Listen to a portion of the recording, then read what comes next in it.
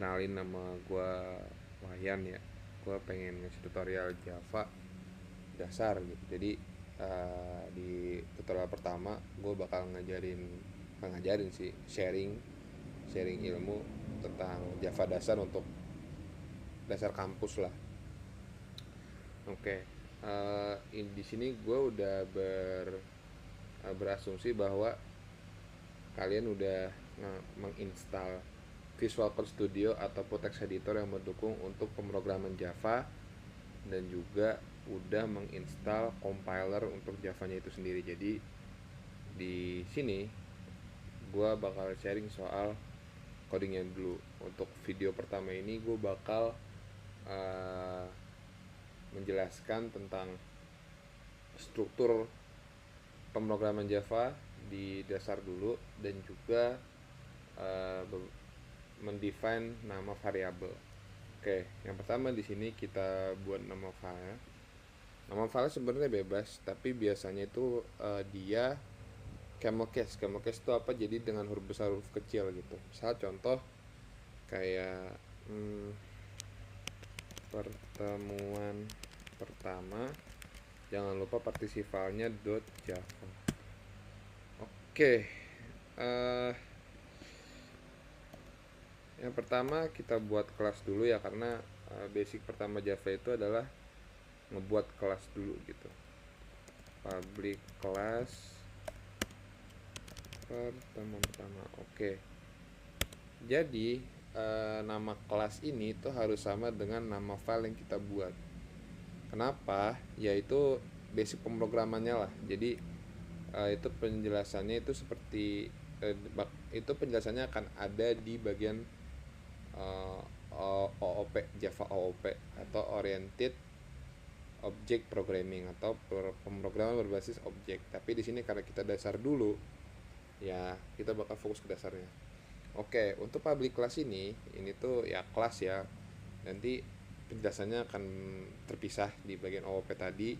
Lalu di sini ada function dengan nama main.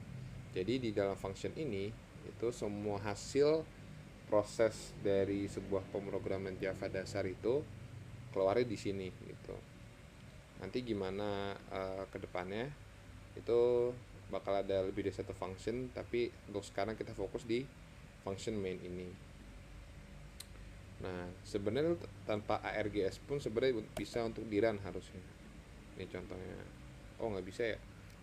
Harusnya bisa, cuman ini mungkin susah.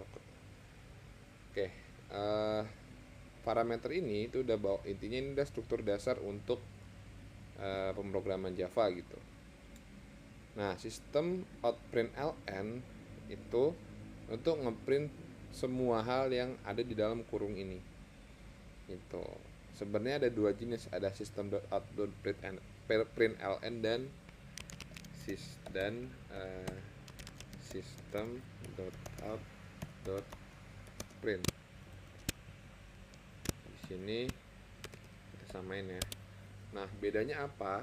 Kalau system.out.println dia akan langsung ngasih enter gitulah. Misal kita buat di sini print gini kan. Kita coba jalanin Java pertemuan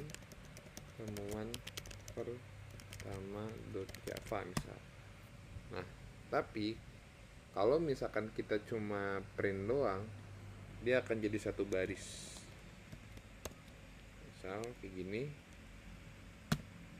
Nah, yang menggunakan print itu dia akan jadi satu baris, sedangkan kalau menggunakan print ln itu akan ngebuat line baru atau nge-enter baru gitu, kayak gitu. Jadi perbedaannya cuma di situ doang itu untuk print ln dan print. Terus di sini kita tulis aja deh, perbedaan antara print ln dengan print adalah bagian print. Nah, seperti ini. Itu lanjut masalah soal variabel gitu. Jadi kita sekaligus belajar tipe data juga sih. Jadi pendefinan atau membuat variabel di Java itu sekaligus mendefine tipe datanya. Tipe data itu apa? Tipe data itu jatuhnya seperti ya kayak string, array dan seterusnya gitu. String itu misalkan kita kasih contoh aja deh. Kita kasih contoh gitu, string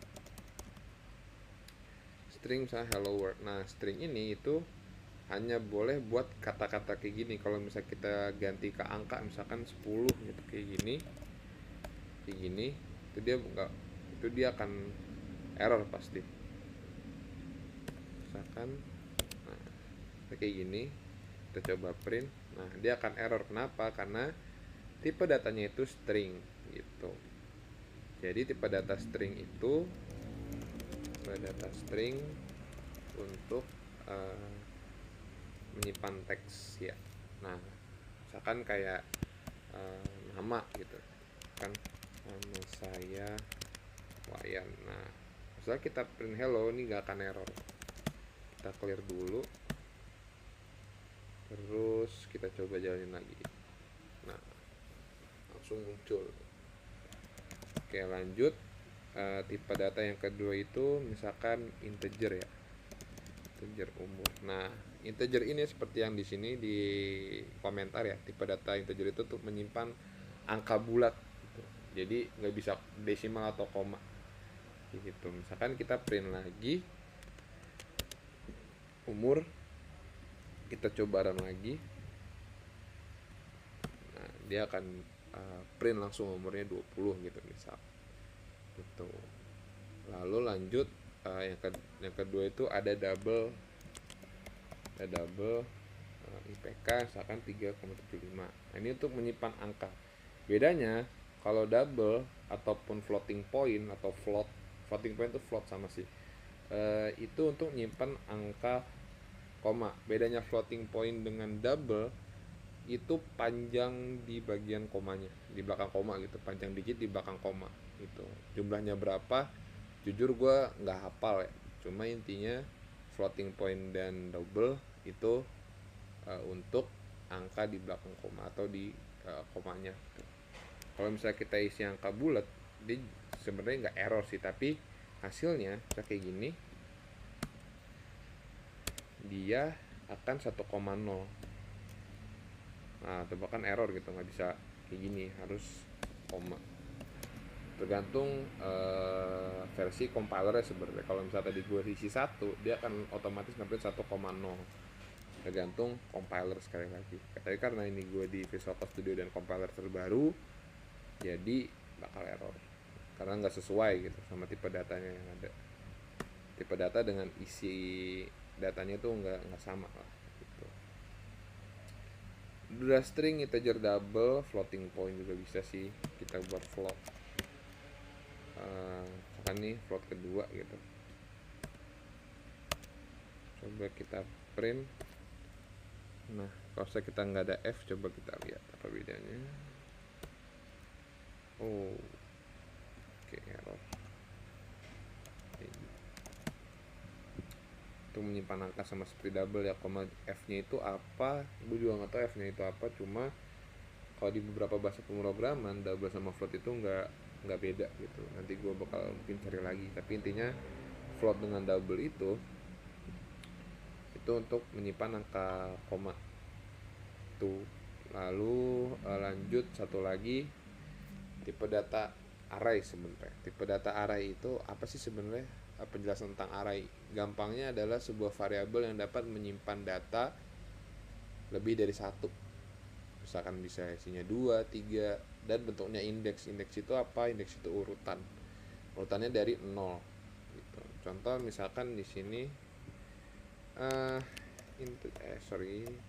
integer kasih array. Nah, seperti ini, misalkan ini ada 1, 2, 3, 4, 5. Nah, cara memanggil angka 1 itu seperti ini. Sistem array ke 0 gitu bisa. Kita coba print. Nah, dengan print 1, kalau misalnya kita nyoba indeks 1, dia akan ngeprint angka 2 dan seterusnya sampai indeks keempat. Jadi hitungannya adalah nih indeks ke 0, indeks 1, indeks 2, indeks 3, dan indeks 4. Kalau misalkan dia string gimana ya, sama caranya, tinggal tambahin apa namanya, tanda petik per indeks gitu. Ini contohnya misalkan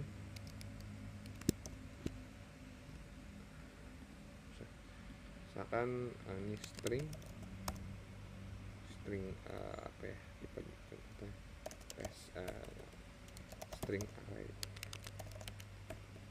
array misal kita coba ini hello world. Nah, kalau misalnya kita print yang kedua, kalau nih dia indeks pertama itu ngambil yang word, kita coba. Nah nih dia ngambil yang word, tapi kalau misalnya kita print yang 0, indeks 0, coba dia akan langsung hello, kayak gitu. Jadi gitu, mungkin itu aja untuk kali ini ya. Nanti mungkin video kedua bakal gue bahas soal looping seperti for dan juga while itu. Jadi bukan malam ini sih, karena gue buat video malam jadi malam. Jadi di video pertama ini gue ngejelasin soal dasar Javanya dulu gitu, gimana cara lo ngebuat atau ngeprint sesuatu di terminal. Kayak misalkan tadi ada sistem print ln sama print. Yang perbedaannya itu kalau print ln itu bakal ngebuat baris baru setelah dieksekusi code-nya, atau yang print itu nggak ngebuat baris baru, jadi ya sebaris aja gitu. Misalkan lu ada 2 print dalam satu codingan, berarti ya sebaris. Tapi kalau lu menggunakan print ln, dia akan membuat 2 baris gitu. Lalu yang kedua adalah tentang cara ngedefine variabel. Nah, ngedefine variabel di pemrograman Java itu menggunakan tipe data lalu nama variabelnya. Misalkan kayak string untuk tipe data yang isinya itu harus pakai kutip untuk karakter atau teks, integer itu untuk angka bulat, double dan floating point itu untuk angka-angka yang desimal, lalu array itu untuk menyimpan banyak data di dalam suatu variabel dalam bentuk indeks, kayak gitu. Mungkin itu aja dari gua. Nanti video kedua bakal gue bahas soal looping, itu berhubungan juga sama array kayak gitu. Tapi sebelum kesana gue bakal ngasih lo tugas, bukan tugas sih, kayak latihan. Jadi latihannya adalah bikin biodata lo ke print di terminal gitu, ngeprint di sini kayak tadi yang gue contohin. Entah nanti lo pakai variabel atau lo langsung pakai print ln kayak di sini, terserah. Tapi intinya coba lo print kayak gitu dulu. Kayak misalkan print nama saya Budi, umur saya sekian, saya tinggal di sini misalkan. Mungkin itu aja dulu dari gua. Semoga bermanfaat. Thank you.